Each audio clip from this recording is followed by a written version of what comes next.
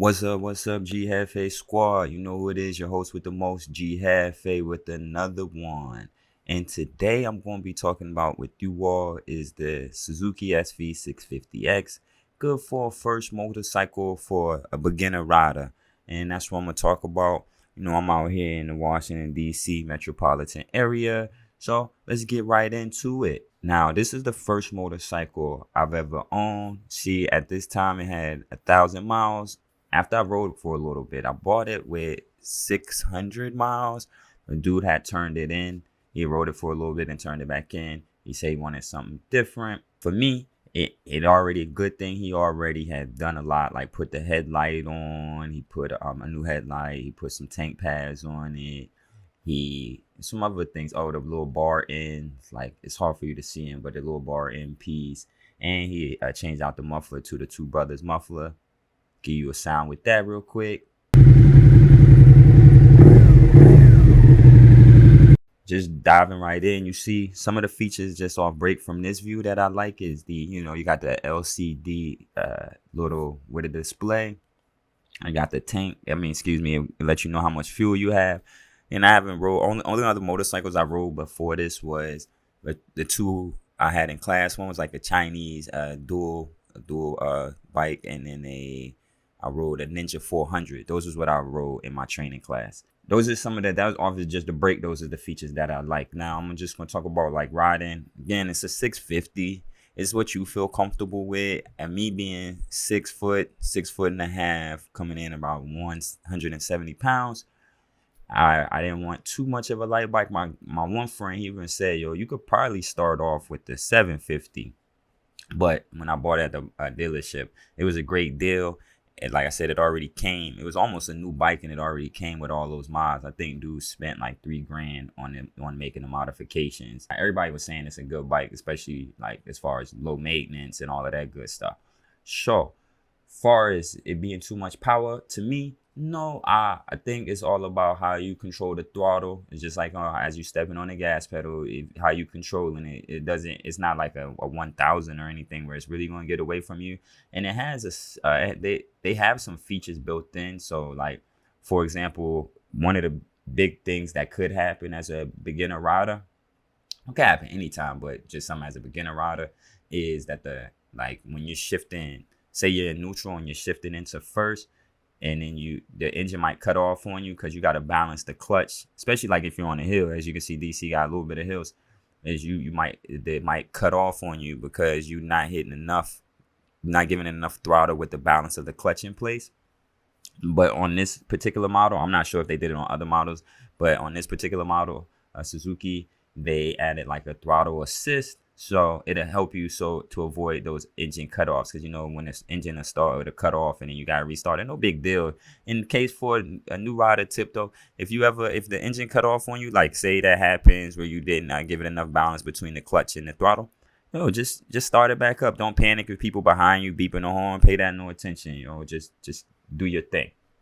Okay, cool. Something else that I do like on this bike is, as far as something again for the new riders and anybody, but again, the new riders, like say you got your bike in neutral, you start it up, and then you switch it into first, but your kickstand still down, the bike will cut off because it doesn't want you to be able to ride off with your kickstand down. That wouldn't be too bad.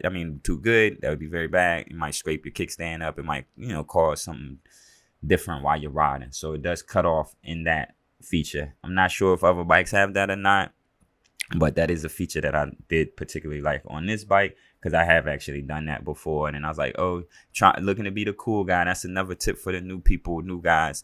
Looking to be the cool guy, ride off. I had people watching me, and then I was like, I had left my kickstand down, bike cut off. It's easy. Just pop my kickstand in, restart the bike, and I was off to the races.